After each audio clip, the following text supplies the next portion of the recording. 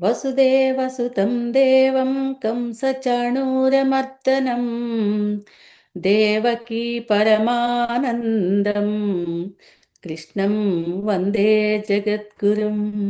శ్రీకృష్ణం వందే జగద్గురుం. భాగవత గేయ సుధలో దశమస్కంధంలోని రుక్మిణీ కళ్యాణ ఘట్టానికి స్వాగతం. గరుడ గమనుని దివ్య గుణగణంబులదెల్పు భాషణములే కర్ణభూషణములయ్యొప్పు పలు జన్మముల పాపముల నెల్ల పోకార్చునని వేడగా శుకుడు రాజుతో నిట్లనియే. ఎన్నో జన్మాల పాపాలని పోగొడతాయి స్వామి యొక్క కళ్యాణాత్మకమైన కథలు తెలియజేయవలసింది అని కోరిన పరీక్షణ్ మహారాజుతో శుకయోగింతుల వారు ఇలా చెప్తున్నారు. వినుము భూనాథ విదర్భదేశమునందు కుండిన నగరముకు భీష్మకుండను ప్రభువు ఆ రాజునకు కొడుకులైదుగురి తరువాత కూతురొక్కతి గల్గె ఖ్యాతిగొనె రుక్మిణిగా. విదర్భ దేశంలో కుండిన నగరాన్ని భీష్మకుడు అనే రాజు పరిపాలిస్తూ ఉన్నాడు. ఆయనకి 5 కుమారుల తరువాత ఒక కుమార్తె కలిగింది, రుక్మిణీదేవి అని ప్రసిద్ధి. నెల పొడుపు చే వెలుగు అపరదిక్కును బోలి భీష్మకుని మందిరము తేజరిల్లగసాగే దినదినము పెంపొందు శశిబింబమును బోలి దివ్యముగ రుక్మిణీదేవి పెరుగగసాగే. బాల్య క్రీడల ప్రాయమును దాటి మెల్లగా నవయౌవనము మేన పొడసూపగా సాగే. చిలుకలకు పలుకులను నెమలులకు నడకలను నేర్పు చందమున ఆరమణి సొంపులు సాగే. దినదిన ప్రవర్ధమానంగా వర్ధిల్లుతూ పెద్దదవుతూ ఉన్నది ఆ రుక్మిణీదేవి. ఎంతో మనోహరంగా, చాలా సుకుమారంగా బాల్యక్రీడల ప్రాయాన్ని దాటి యవ్వనంలోకి ప్రవేశించింది రుక్మిణీదేవి. మహాలక్ష్మి వైభవంతో చక్కని లక్ష్మీ కళలతో అలరారుతున్నది ఆ బాల.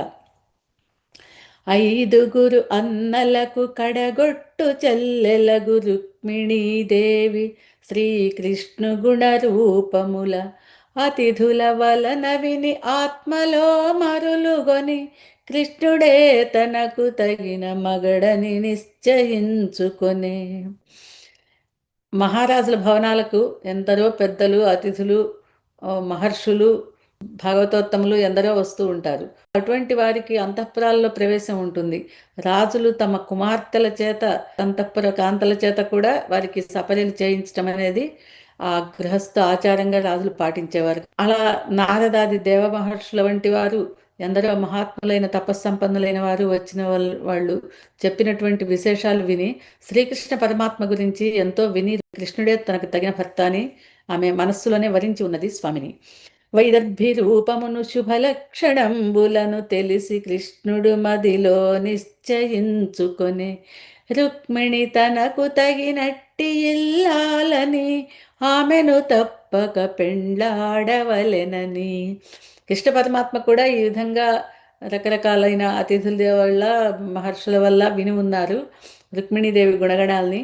ఆమె తనకు తగిన భార్యని, ఆమెను తప్పకుండా పెళ్లి చేసుకోవాలని స్వామి కూడా నిశ్చయించుకున్నారట. ఇటులు బొండొరులు తమ మదిలోన తలచగా బంధులెల్లరు పెండ్లి నిశ్చయింపగబూని రుక్మిణికి పెద్దన్న దుర్మార్గుడ రుక్మి చేరి రాజుకు చెల్లినీయవలెనని తలచే. రుక్మిణీదేవి తల్లిదండ్రులు, బంధువులు అంతా కూడా మన అమ్మాయికి తగిన వరుడు శ్రీకృష్ణ పరమాత్మకి రుక్మిణీదేవిని ఇవ్వాలి అని నిశ్చయం చేసినప్పటికీ రుక్మి అనేవాడు, రుక్మిణీదేవి పెద్దన్న అంటే భీష్మకుడి పెద్ద కుమారుడైనటువంటి రుక్మి తన మిత్రవర్గంలోని వాడు, చేది దేశాన్ని పరిపాలిస్తూ ఉన్నటువంటి శిశుపాలుడనే వాడికి తన చెల్లెల్ని ఇవ్వాలి అని నిశ్చయం చేసుకున్నాడు రుక్మి. ఆ శిశుపాలుడు కూడా స్వామివారికి ఒక మేనత్త కొడుకు.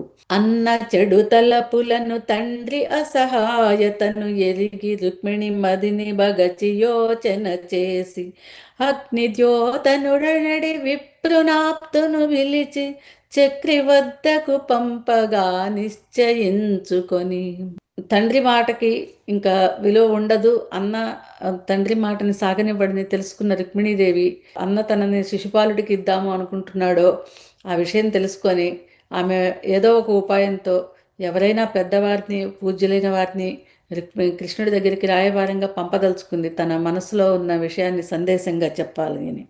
అగ్నిజ్యోతనుడు అనే ఒక అగ్ని సమానమైన తేజస్సు కలిగిన ఒక బ్రాహ్మణోత్తముడిని పిలిచింది ఆ తల్లి.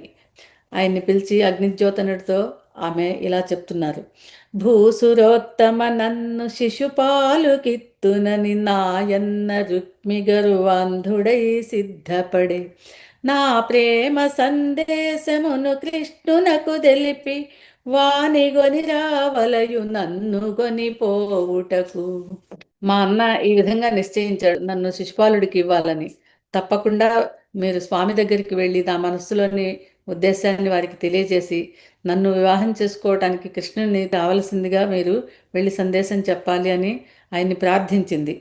అని పలికి మరికొన్ని సంకేతముల తెలిపి అంపె రుక్మిణి బ్రాహ్మణుని అగ్నిజ్యోతనుని. అతడు వేగమె ద్వారకా నగరమునకేగి వార్తనంపెను కృష్ణునకు పరమ పురుషునకు. ఆ తల్లి ఆ విధంగా కొన్ని సంకేత పదాలను చెప్పి తన తన ప్రణయ లేఖను సందేశంగా ఇచ్చి అగ్నిజ్యోతనుడిని వేగంగా వెళ్ళి రమ్మని ద్వారకకి పంపించింది. ఆయన అదేవిధంగా ద్వారకా నగరానికి అతి శీఘ్రంగా వెళ్ళి తాను వచ్చిన వార్తని తెలియజేశారు స్వామికి లోపల అంతఃపురంలో ఉన్నాం. విప్రుని రాకగని వినయ సంతోషముల ఎదురేగి పూజించి ఉపచారములు చేసి, భూసురోత్తమ నీది ఏ దేశమే భూమి, నీ వాంఛితము దెల్పు నెరవేర్చెదను నేను. శ్రీకృష్ణ పరమాత్మ ఆ విప్రుడికి నమస్కారం చేసి ఆయనకి సకల సత్కారాలు చేసి, స్వామి ఏ దేశం నుంచి వచ్చారు, ఇంత పుణ్యాత్ములు ఎక్కడి నుంచి వచ్చారు, మీరు మీ కోరిక ఏమిటి తెలియజేయవలసింది, మీ కోరికను నెరవేరుస్తాను అని ప్రార్థించారు స్వామి. అనుచు భగవానుడగు శ్రీకృష్ణుడడుగగా వినుచు వినయము తోడ విప్రుడిట్టుల తెలిపే, స్వామి భీష్మకుడు విదర్భదేశపురాజు వాని కన్యామణి నామంబు రుక్మిణి. స్వామి, నాది విదర్భ దేశం. విదర్భ దేశాన్ని భీష్మకుడు అనే రాజు పరిపాలిస్తూ ఉన్నాడు. ఆయనకు కుమార్తె ఉంది, కన్యామణి. ఆమె పేరు రుక్మిణీదేవి. ఆమె మీకై పంపెనొక్క మంగళ వార్త చిత్తగించుము స్వామి ఆమె సందేశమును. ఆమె మీకోసం ఒక మంగళకరమైన వార్తని పంపించింది సందేశంగాను. ఆమె విన్నపాన్ని తెలియచేస్తున్నాను స్వామి, వినండి. కళ్యాణమూర్తివో కంసారి మధువైరి, నా మనము నీయందు లగ్నమయ్యను హరి.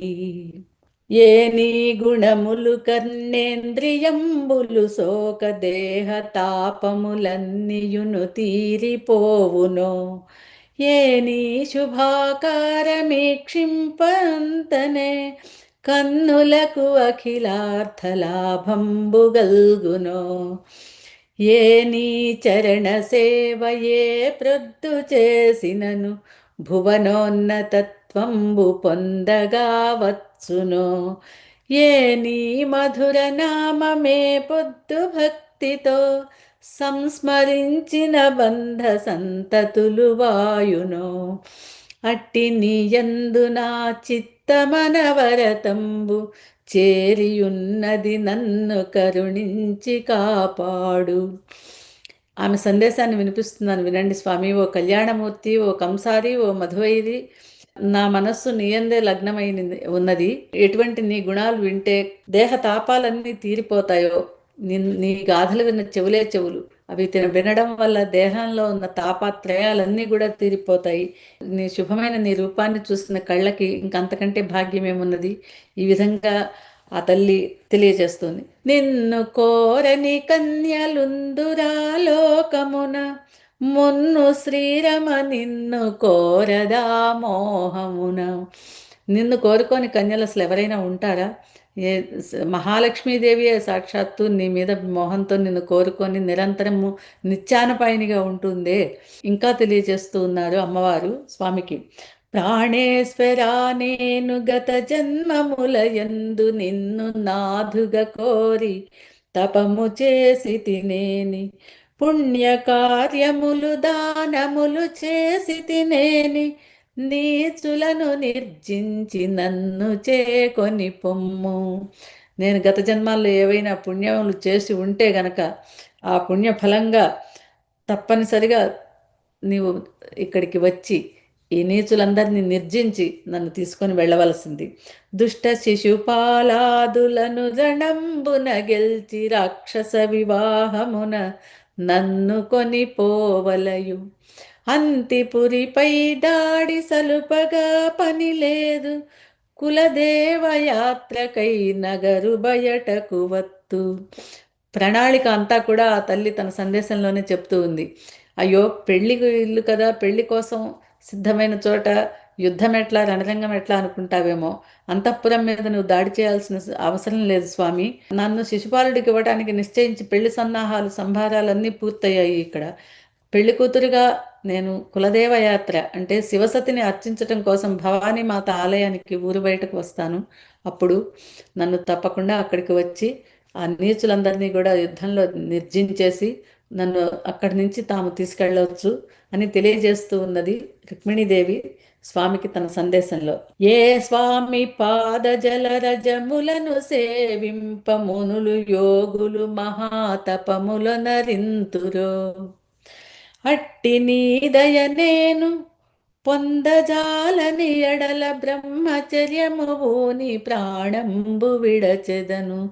మీరు వచ్చి నన్ను చేపట్టి తీసుకెళ్ళకపోతే నేను బ్రహ్మచర్య వ్రతం పూని 100 జన్మాలకైనా తపస్సు చేసి నిన్నే పొందుతాను తప్ప నేను ఇంకెవరిని వేరే వాడిని పెండ్లాడను అని తెలియచేస్తూ ఇంకా అమ్మవారు ఎలా చెప్తున్నారు స్వామికి. ప్రాణేశ నీ మంజు భాషలను వినలేని కర్ణరంధ్రంబుల కలిమినా కదియేల, పురుషరత్నమ నీవు భోగింపగాలేని ఈ మేని సౌందర్యమింక నా కదియేల, భువన మోహన నిన్ను పొడగానగాలేని చక్షురింద్రియముల సత్వమింకదియేల, ఓ ప్రియా నీ అధర సుధగోలగాలేని నా జివ్వకిక ఫలరస సిద్ధి అదియేల, నీరజదళనయన నీవనమాలిక గంధమబ్బగలేని ఘాణంబు నాకేల, ధన్యచరితా నీకు దాస్యంబు చేయని జన్మమదియేల ఇంకెన్ని జన్మలకైనా. నిన్ను పొందని నా జన్మమే వృధా స్వామి, నన్ను కరుణించి దయచేసి నన్ను తీసుకొని వెళ్ళమని అభ్యర్థిస్తున్న సందేశాన్ని వినిపించారు. ఆ రుక్మిణీదేవి సందేశాన్ని అగ్నిజ్యోతనుడు కృష్ణ పరమాత్మకి. అని రుక్మిణీదేవి సందేశమును తెలిపి అగ్నిద్యోతనుడామె గుణరూపముల తెలిపి, ఇరువురకు ఈడు జోడని తెలిపి మరి పలికే రయమున నేగి రుక్మిణిని చేపట్టుమని అని ఈ విధంగా రుక్మిణీదేవి సందేశాన్ని తెలియజేస్తూ ఆ అగ్నిజ్యోతనుడు అనబడే ఆ బ్రాహ్మణోత్తముడు ఇంకా తన ఉద్దేశం కూడా చెప్పాలి కదా, తనది అభిప్రాయము. రుక్మిణీదేవి గుణగణాలన్నీ అద్భుతంగా వర్ణించి ఆమె గుణాన్ని రూపాన్ని వర్ణించి నీకు తగిన వధువు రుక్మిణియేనయ్యా అని కృష్ణ పరమాత్మకు తెలియజేస్తూ ఉన్నారు. మీ ఇద్దరికి ఈడు జోడు సరిగా కూర్చినవాడు బ్రహ్మ కనుక మీరు తప్పకుండా కుండిన నగరానికి వచ్చి రుక్మిణీదేవిని చేపట్టవలసింది తెలియజేశారు స్వామికి ఆ బ్రాహ్మణుడు. అని బ్రాహ్మణుడు పలుక సావధానముగ విని హరియతని హస్తమును పట్టుకొని నగవుతో తెలిపెను విదర్భకు వేగమే వత్తునని శత్రువుల నోడించి రుక్మిణిని తెత్తునని. తప్పకుండా వస్తాను, నేను రుక్మిణీదేవిని తీసుకొని వస్తాను, నమ్మండి అని చెప్పి పలికి కృష్ణుడు పెండ్లి సుముహూర్తమును తెలిసి పూంచిన రథమున భూసురునితో గూడి ఏకరాత్రములోన వేగముగ పయనించి చేరెను విదర్భకు కుండిన నగరముకు. దివ్యాశ్వాలు పూరినటువంటి దివ్యరథంలో తన సారథి అయిన దారుకుడితో బయలుదేరి అగ్నిద్యోతనుని కూడా తన రథంలో కూర్చుండబెట్టుకొని వేగంగా బయలుదేరి ఒక్క రాత్రి ప్రయాణంతో కుండిన నగరానికి విచ్చేశారు స్వామి. నగరమంతయు పెండ్లి శోభతో నొప్పారె పూల దండలు వివిధ తోరణంబులతోడ మంగళధ్వనులతో అగరు ధూపములతో అలంకృతులైనట్టి పురజనులతో గూడి. ఇంకా ఏ విధంగా ఉందయ్యా అంటే ఆ కుండిన నగరం అత్యద్భుతమైన, ఇంటింటా కూడా తమ ఇంట పెళ్ళియా అన్నట్టు ఆ రాజకుమార్తె అయిన రుక్మిణీదేవి పెళ్లి కోసం ఆ నగర ప్రజలంతా కూడా తమ గృహాల్ని అందంగా అలంకరించారు. మంగళ తోరణాలు, ముగ్గులు, రంగవల్లులు, వివిధమైన అగరధూపాలు, మంగళ ధ్వనులు, మంగళ వాయిద్యాలు, సర్వ మనోహరంగా మంగళకరంగా ఉన్నదిట ఆ నగరమంతా శోభిస్తూ.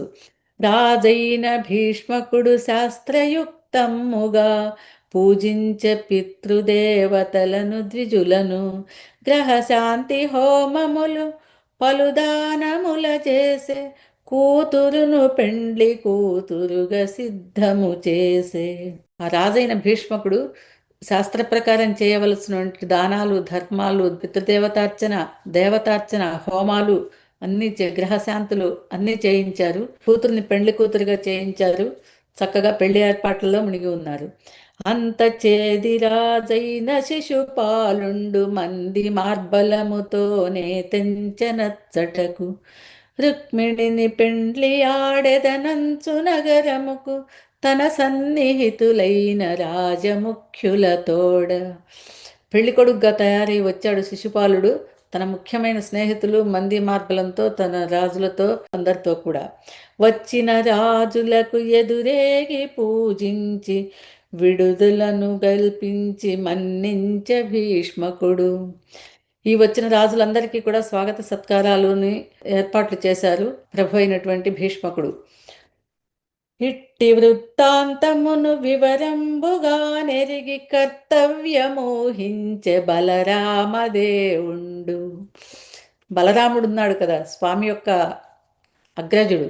ఆయన ఈ విషయమంతా సేకరించారు. కుండిన నగరంలో ఏం జరుగుతూ ఉన్నది, తమ్ముడైన కృష్ణ పరమాత్మ వద్దకు వచ్చిన అగ్నిజ్యోతనుడు ఏం చెప్పాడు, ఏం చేశారు స్వామి, ఇవన్నీ తెలుసుకున్నాడు. ఆహా, ఈ శిశుపాలుడు అనేవాడు మంది మార్బలంతో సకల సన్నాహాలతో ఏతించాడు, కుండిన నగరానికి విడిది చేసి ఉన్నాడని తెలుసుకున్నాడు. తన తమ్ముడు ఒక్కడే ఏకంగా ఒంటరి వెళ్ళాడు, ఆ రుక్మిణీదేవిని తీసుకురావాలనే తలంపుతో వెళ్ళాడని తెలుసుకున్నాడు. అప్పుడు తన కర్తవ్యాన్ని ఆయన ఊహించుకున్నాడు, తను ఇంటి పెద్దగా తను చేయవలసినది ఏమిటి అనేది. శిశుపాలుడమిత బలములను కొనిపోయెనని తమ్ముడొక్కడే కన్య తెచ్చుటకు నేగెనని కథనంబు జరుగుచో తోడు కావలెనంచు బలములను గూర్చుకొని కదలి కుండినకేగే. అపారమైన ఎదు సైన్యాన్ని సమకూర్చుకొని వెంటనే కుండిన నగరానికి బయలుదేరారు బలరామస్వామి. ఈ రీతిగా పెండ్లి సన్నాహములు సాగ కలత చెందిన మనముతో రుక్మిణీకాంత యదునందనుండింక రాడేలనని తలచి సందేహముననిట్లు చింతింపగా సాగే. ఈ విధంగా పెళ్లి ఏర్పాట్లన్నీ జరిగిపోతున్నాయి. ఈ వెళ్ళిన అగ్నిజ్యోతనుడు అనే బ్రాహ్మణుడి నుంచి ఏ సమాచారము లేదు, ఆయన తిరిగి రాలేదు. ఆ రుక్మిణీదేవి మనస్సులో ఎంతో కలతపడి విచారంతో ఆమె దిగులు పడుతూ ఉంది. ఆ తల్లి లగ్నం సమయం సమీపిస్తూ ఉంది, ఇంతవరకు ఆ బ్రాహ్మణుడు లేడు, కృష్ణుడు రాలేదు. అందెనో నా వార్త ఆలసించెను ద్విజుడు సిద్ధించునో నాదు యత్నంబు భగ్నమో దైవ నిర్ణయమెట్లు రాసి ఉండెనో ఏమో. విధి నాకేం రాశాడో కదా. ఆ స్వామి ఏమనుకున్నారో, ఆ అగ్నిజ్యోతనుడికి మార్గమధ్యంలో ఆలస్యమైందో ఏమో, ఏమి చేయాలి, విన్న తర్వాత కృష్ణుడు ఏమని తలుచుకున్నాడో. ఘనుడా భూసురుడేగెనో నడుమ మార్గశ్రంతుడై చిక్కెనో విని కృష్ణుండిది తప్పుగాదలచెనో విచ్చేయునో ఈశ్వరుండను కూలింపతలంచునో తలపడో ఆర్యా మహాదేవియున్ నను రక్షింపనెరుంగునో ఎరుగదో నా భాగ్యమెట్లున్నదో. ఆ మహానుభావుడు, ఆ బ్రాహ్మణుడు వెళ్ళాడా ద్వారకకి, వెళ్ళలేకపోయాడా? ఏదైనా మార్గమధ్యంలో అలసిపోయి, దూరాభారం మార్గంలో అలసిపోయి ఇంకా విశ్రాంతిలో ఉన్నాడా? ఒకవేళ వెళ్ళి ఉంటే కృష్ణుడిది విని, ఏమిటి ఆతతాయితనము, ఈ తండ్రి చాటు బిడ్డ కదా, ఈ విధంగా పంపవచ్చునా సందేశాన్ని అని అనుకున్నారా? స్వామి నన్ను ఏ రకంగా అనుకున్నారో, తప్పుగా అనుకున్నారేమో. పరమేశ్వరుడు నన్ను దయచూడదలుచుకున్నాడా? ఆ తల్లి గౌరి నన్ను కాపాడే ఉపాయాన్ని ఆమెకు తెలుసా? అయ్యో, ఏం చేస్తుందో ఆ తల్లి అని వివిధంగా పరిపరి విధాలుగా మనస్సు ఆందోళన చెందుతూ ఉన్నది రుక్మిణీదేవి. నీతి మాలిన భ్రాత నీచుడగు చైద్యునకు నన్నిత్తునని అన్ని సిద్ధంబుగా చేసే గౌరికి నా పైన కృప లేకపోయెనే. ఆప్తులెవ్వరు నాకు హరిని గొని వచ్చుటకు. నీచుడైన నా అన్న నన్ను ఇచ్చేస్తాను శిశుపాలుడికి అని అన్నీ సిద్ధం చేశాడు. ఇంకా ఆలస్యమే లేదు, అన్ని ఏర్పాట్లు జరిగిపోతున్నవి. ఇంకా ఆ గౌరీదేవికి నా మీద దయలేకపోయిందే. అయ్యో, నాకు ఇంకెవరున్నారు ఆప్తులు? ఆ కృష్ణ పరమాత్ముని నా దగ్గరికి తీసుకుని వచ్చేవాళ్ళు ఎవరున్నారు అని తలచి మదిలోన అమిత వేదన గొనుచు కనుల బాష్పములొలుక అన్నపానము కొనక కురులు ముడవక అలంకారములు గై కొనక విరహ వేదన తోడ హరిరాక కై చూడ. పెళ్లికి సిద్ధం కావలసిన పెళ్లి కూతురు రుక్మిణీదేవి, కానీ ఆమె మనస్సు అమితమైన వేదనతో అల్లాడిపోతూ కంటి వెంట నీటి ధారలు కురుస్తున్నాయి. అన్నపానీయాలు ముట్టుకోవట్లేదు, అలంకారాలు చేసుకోవట్లేదు. ఏ విధంగా హరి వస్తాడా అనే విరహంతో హరి రాక కోసం ఎదురు చూస్తూ ఉన్న ఆ తల్లికి శుభ సూచకంబుగా శుభ శకునములు దోచే అచ్యుతుని ఆజ్ఞగొని అగ్నిజ్యోతనుడొచ్చే. విప్రుని ముఖలక్షణంబులను వీక్షించి ఉత్కంఠయై వేగనెదురేగ కలకంఠి. ఆ సమయంలో ఆ తల్లికి కొన్ని శుభశకునాలు తోచి ఎడమ భుజము ఎడమ కన్ను అదిరాయట. స్త్రీకి ఎడమ కన్ను ఎడమ భుజము అదరటం అనేది ఒక శుభసూచకమని చెబుతారు పెద్దలు. ఆ విధంగా శుభశకునాలు తోచగా ఆహా, మనస్సు ఒక ఆనందం కలగగా ఇంతట్లో ఒక కబురు వచ్చేసింది. అగ్నిజ్యోతనుడు అనేవాడే ఆ బ్రాహ్మణుడు వచ్చాడు స్వామి యొక్క అనుమతితో శ్రీహరి సందేశాన్ని తీసుకుని అని. అది తెలుసుకుని సరాసరి ఆ అగ్నిజ్యోతనుడు రుక్మిణీదేవి మందిరానికి విచ్చేశారు. అగ్నిజ్యోతనుడి ముఖ కవళికలను చూడగానే ఆ తల్లి ఆనందం ఉప్పొంగిపోయింది. ఉత్కంఠగా ఎంతో వేగంగా ఎదురు వెళ్ళింది ఆమె. ఇంకా ఆ తర్వాత ఆ అగ్నిజ్యోతనుడు అనే ఆ బ్రాహ్మణోత్తముడు ఏం చెప్తున్నారు రుక్మిణీదేవికి, ఆమె మనోభిష్టం ఏ విధంగా నెరవేరబోతుంది తరువాయి భాగంలో తెలుసుకుందాము. నీలగళనుత రామ నీరజనయన రామ నిరుపమ గుణాభరణ నిత్య మంగళ రామ నిగమార్థ సంచార నిజ భక్త మందార నీలమేఘ శ్యామ పాహి శ్రీరామ.